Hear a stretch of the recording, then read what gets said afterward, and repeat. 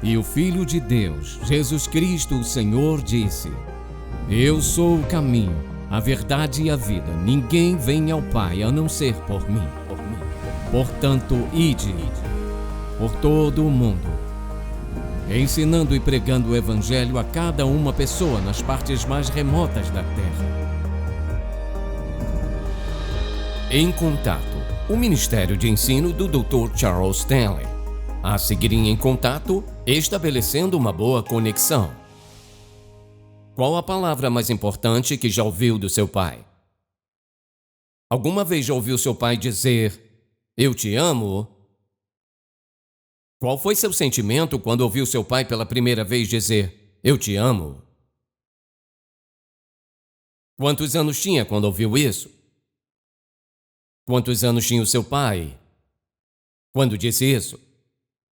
Ou talvez você seja uma daquelas pessoas que olha para trás na sua vida e percebe que seu pai faleceu tão cedo na vida que você nem sequer lembra de nada sobre ele. Ou talvez você já tivesse alguns anos de vida quando seu pai faleceu e você nunca tem ouvido o seu pai dizer durante toda a vida: Eu te amo. Como você se sentiu quando você ouviu que seu pai tinha morrido e você percebeu que você nunca o ouviria dizer: Eu te amo? Você acha que a ausência do amor de seu pai teve algum efeito nos seus relacionamentos na vida, seu relacionamento com seu marido, sua esposa, filhos, seus amigos? Ou acha que, de alguma forma, tudo isso ficou no passado e, então, isso não é um problema? Mas, meu amigo, você não supera um relacionamento tão desconectado, e tão vazio, e tão frágil, e tão fragmentado, como crescer sem o amor de um pai. Agora, o que eu quero falar nesta mensagem é simplesmente isto: estabelecendo uma boa conexão. E quero que abra, por favor, no Antigo Testamento, em 2 Samuel, capítulo 14. 2 Samuel, capítulo 14. E quero te dizer o que está acontecendo antes de lermos esta passagem. 2 Samuel 14. A filha de Davi, Tamar, é seduzida por seu irmão Aminon. Ela o rejeitou, até que finalmente ele a violentou. Então, quando Davi soube disso, a única coisa que a Bíblia diz é que ele ficou irado. Isso nos diz algo sobre o quanto ele estava desconectado de seus filhos. O irmão dela, Absalão, disse: Não diga uma palavra. 2 anos depois, ele mata Aminon.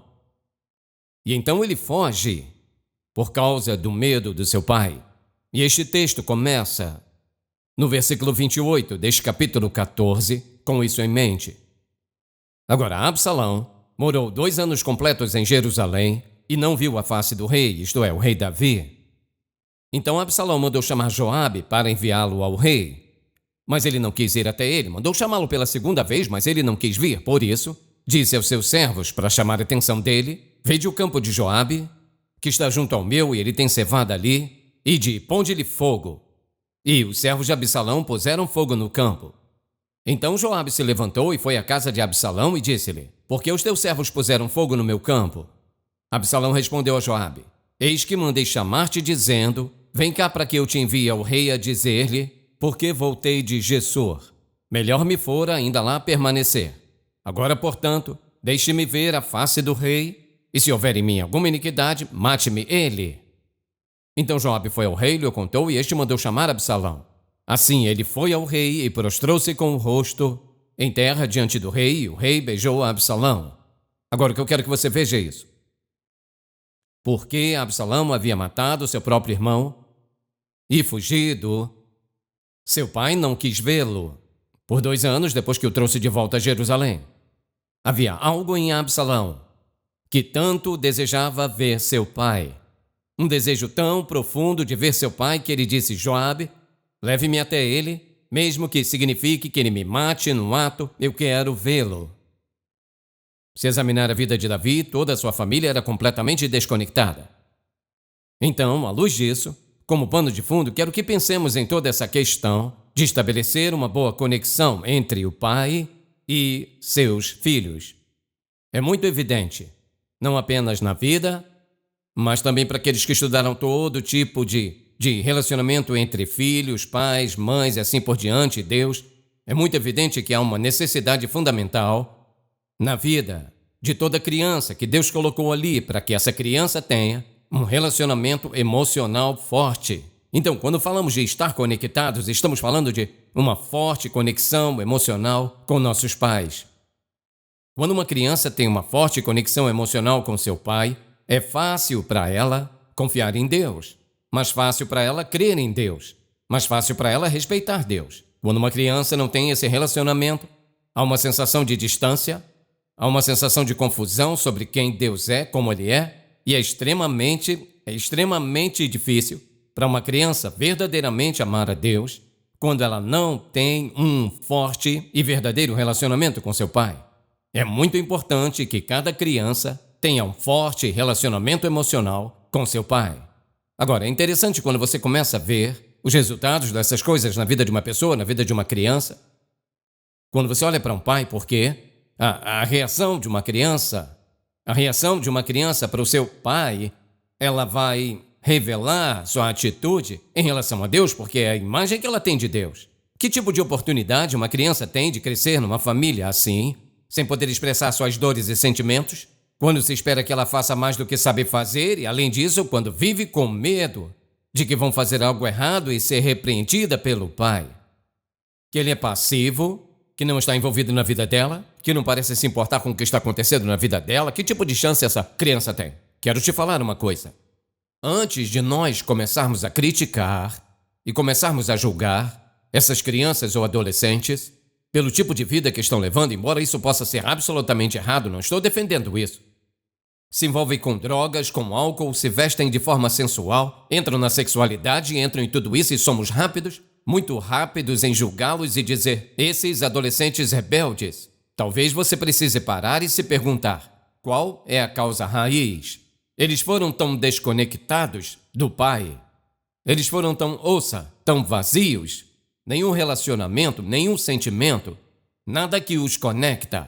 Não estão apenas agindo como agiria uma criança normal, natural, quando o pai, que é a figura principal na vida de uma criança, quando ele está agindo de uma forma que envia essas mensagens e que faz essa criança se sentir sem valor. E, além disso, quando você começa a falar com essa criança sobre Deus, quem vai se interessar em um Deus que não se importa, que não tem compaixão, que repreende, que humilha, que envergonha, que destrói seu senso de autoimagem e autoestima? Não me dê um Deus assim.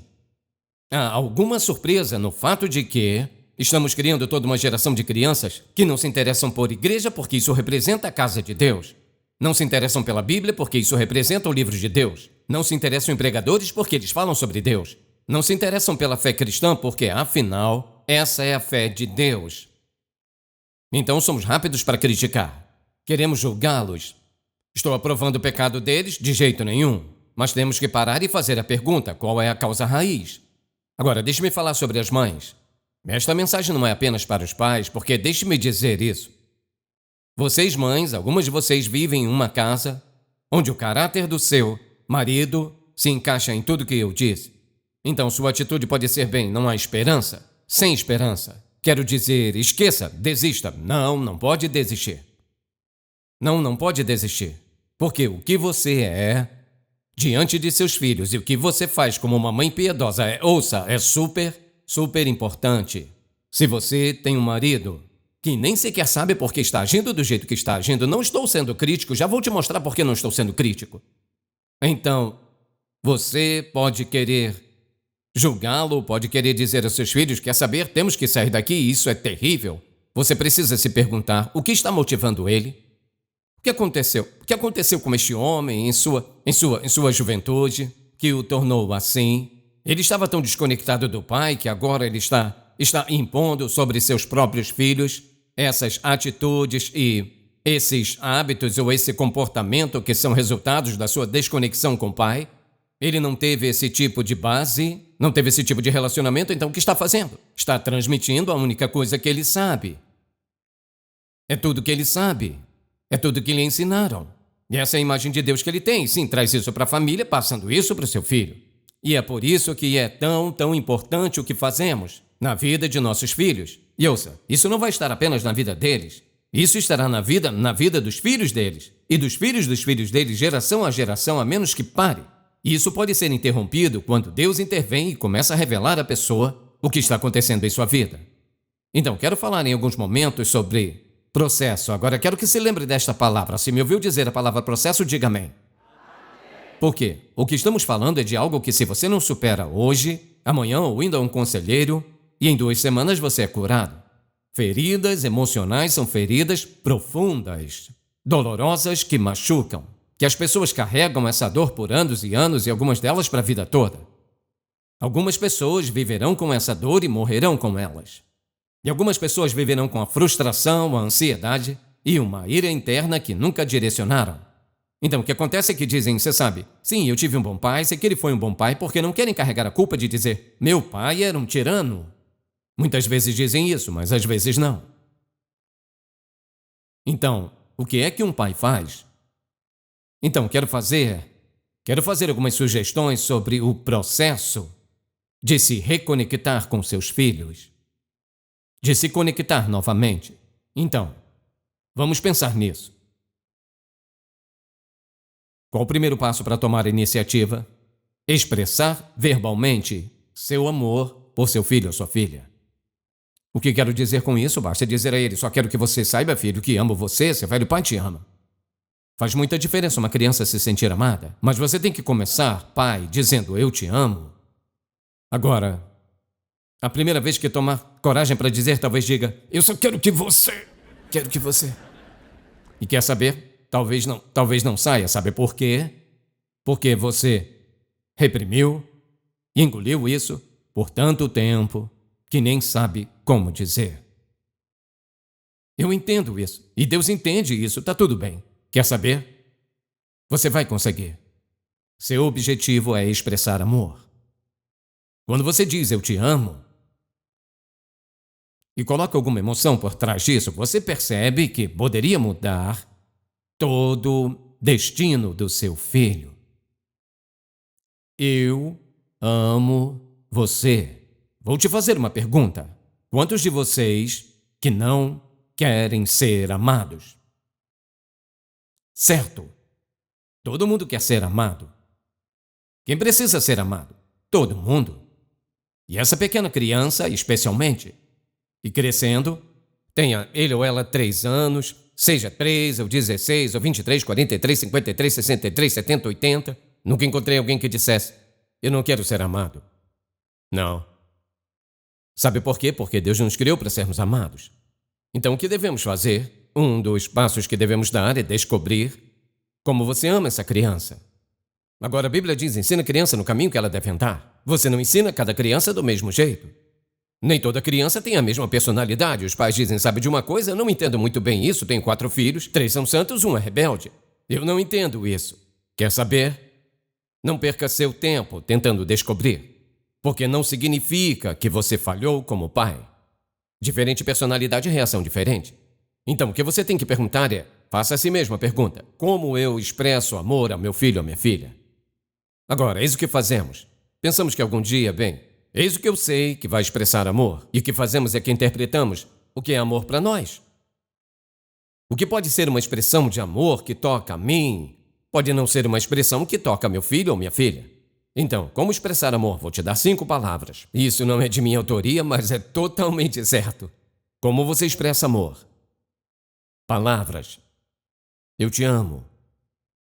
Seja doloroso dizer isso ou não, eu te amo. É a primeira, eu te amo. Em segundo lugar, presentes. Você diz, agora o que você quer dizer com presentes? Quer dizer, agora não há nada errado em dar presente a uma criança. Você expressa amor presenteando. Terceiro, é tempo de qualidade. Não necessariamente nesta ordem, mas tempo de qualidade. Às vezes, tudo que uma criança quer elas só querem sua atenção total, porque sua atenção total diz, eu sou importante para o meu pai. Me lembro que meus filhos chegavam tarde às vezes, eu estava estudando ou algo assim, e às vezes 11h30 da noite, não importa o que eu estava fazendo, eu largava. Eu queria ouvir o que estava na mente e coração deles. E aprendi da pior forma a fazer isso. E foi um dia, um deles estava falando comigo e ele disse: pai, você não está ouvindo, está? Disse: não, não estou. Você está correto. Me ensinou uma lição. Você acha que uma criança não sabe? Quando estamos nos conectando ou não estamos? Não temos que dizer, não estou ouvindo. Tudo que temos que fazer é estar desinteressado, desconectado.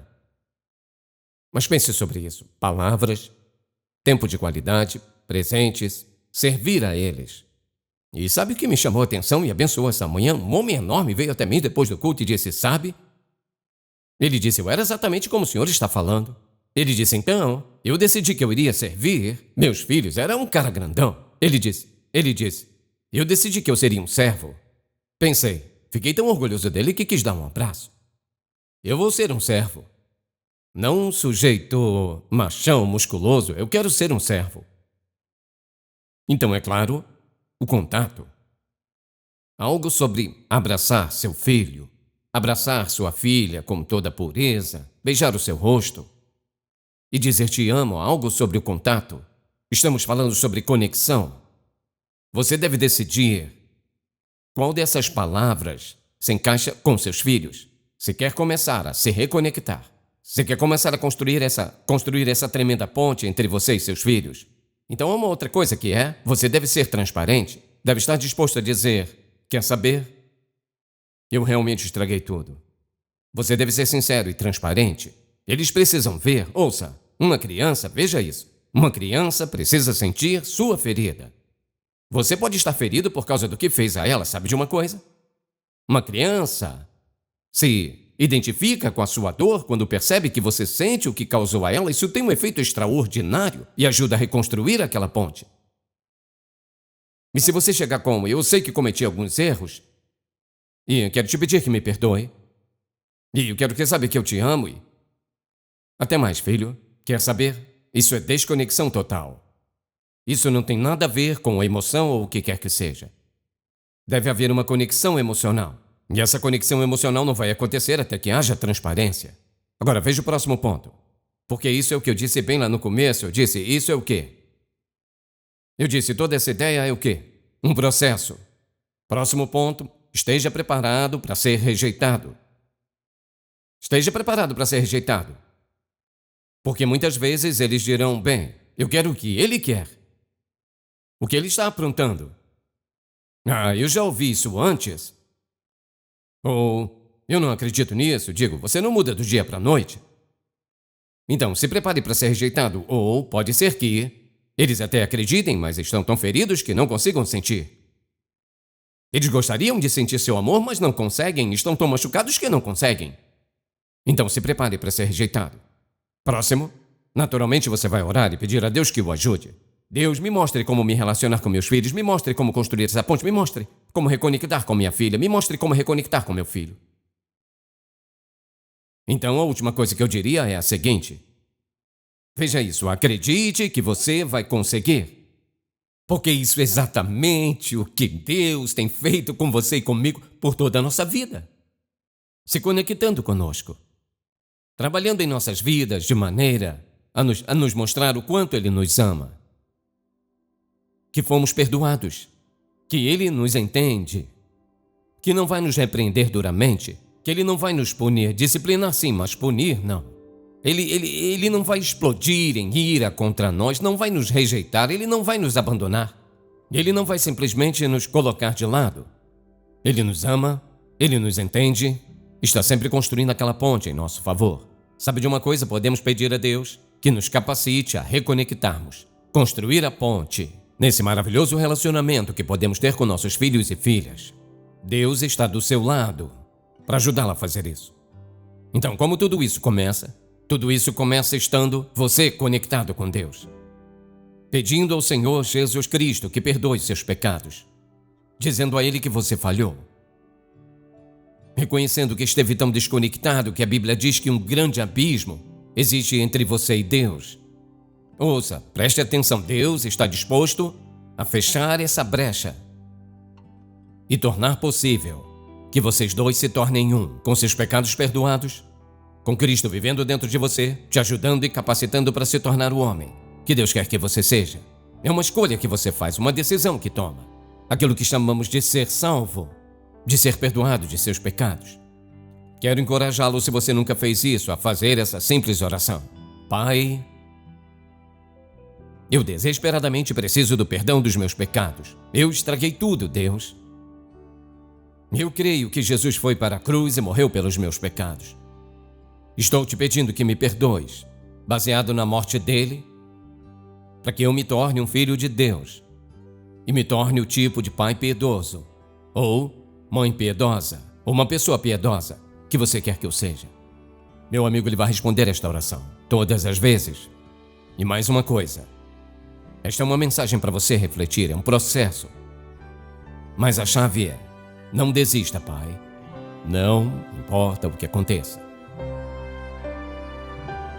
Se você foi abençoado pelo programa de hoje, por favor, visite-nos em intouch.org.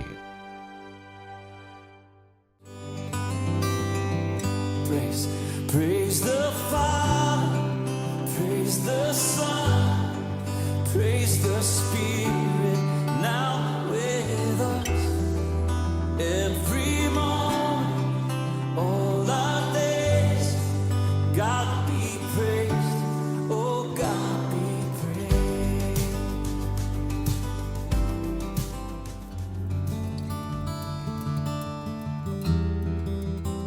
A música sempre foi parte da minha vida, sabe? Eu me lembro de quando eu era mais jovem, de realmente amar melodias, amar canções. E minha avó cantava no coral e tocava piano, minha tia tocava piano. Então havia muita música na minha vida. Em 1984, fomos para a primeira igreja batista em Atlanta. Então comecei a me envolver no grupo de jovens da primeira igreja batista de Atlanta. E provavelmente no primeiro mês em que eu estava lá, disse ao meu pai e minha mãe: vou tentar fazer um teste para esta banda. No começo eu estava meio cético e pensava, acho que não vou conseguir isso. E meus pais disseram, você deveria tentar. Então fiz o teste e fui aprovado. E literalmente em 2 semanas eu estava em um palco tocando música para o grupo de jovens. Eu me lembro de, sabe, poder participar de um acampamento de jovens ou poder sair para fazer uma cruzada, tocar.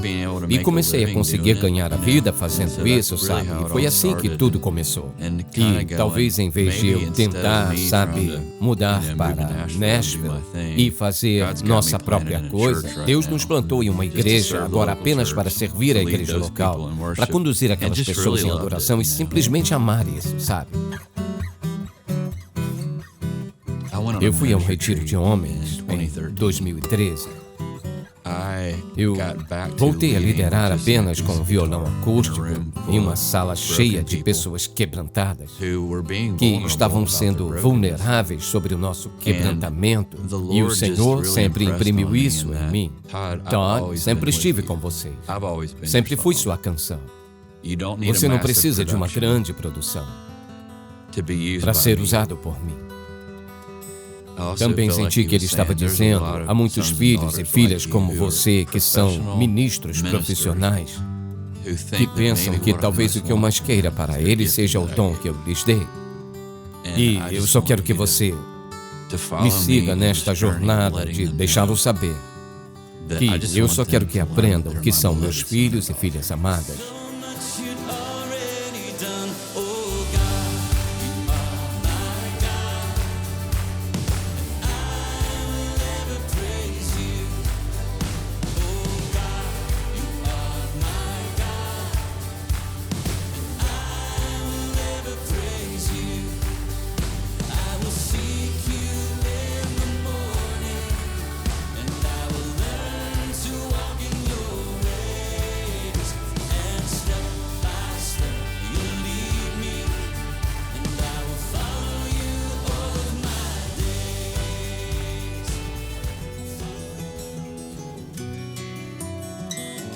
Foi assim que o círculo de adoração, este ministério que fazemos agora, começou.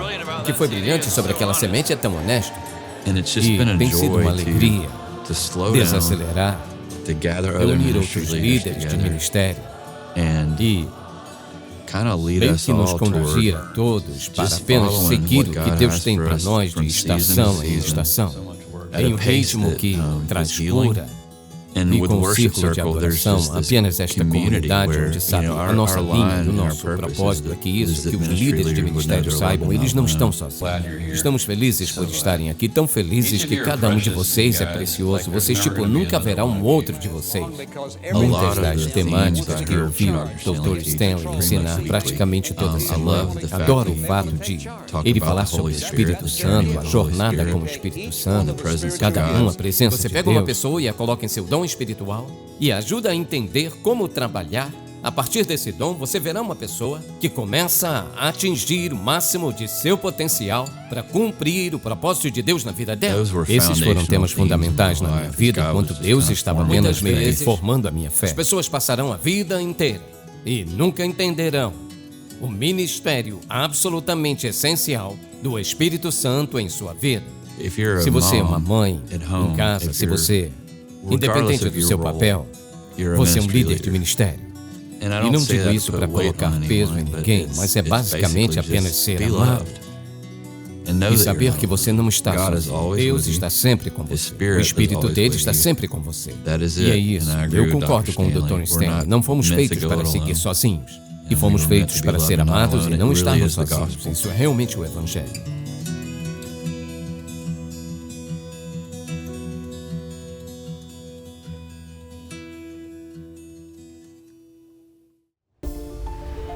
No princípio, Deus criou estas palavras como fundamento de tudo. A santa palavra de Deus é inestimável na vida de um discípulo de Jesus. Ele é o grande Messias esperado. Isso é grandioso. Você não pode escapar de ver Jesus em todos os lugares na Bíblia, de Gênesis a Apocalipse. Minha fé deve ser baseada na palavra de Deus, no que a Bíblia diz. Você já pensou sobre o que um retrato seu revelaria?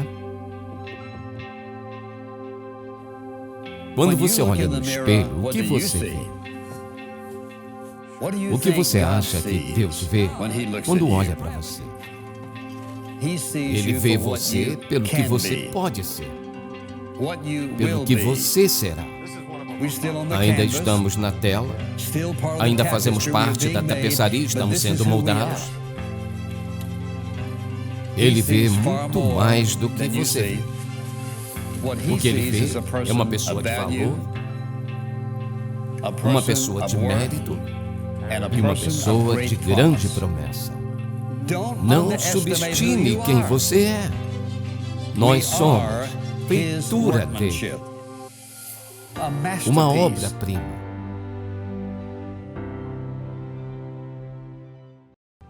Em Contato, levando pessoas do mundo inteiro a um relacionamento crescente com Jesus Cristo e fortalecendo a igreja local. Este programa é patrocinado pelo Ministério Em Contato e é possível pela graça de Deus, suas orações e ofertas fiéis.